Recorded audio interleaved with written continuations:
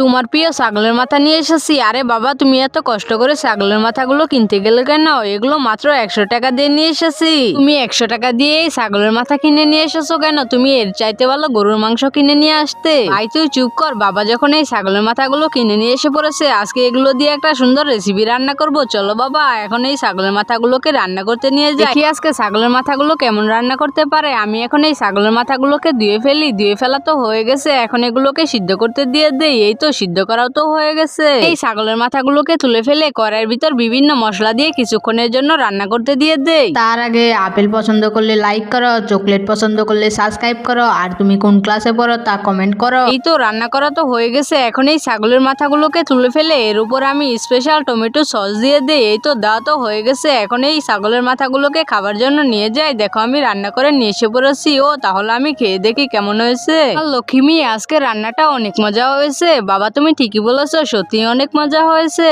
ও তাহলে আমি খেয়ে দেখি। না তোর খাওয়া লাগবে না, তুই বললে হলো। আমি আজকে এই সবগুলো ছাগলের মাথা খেয়ে ফেলবো।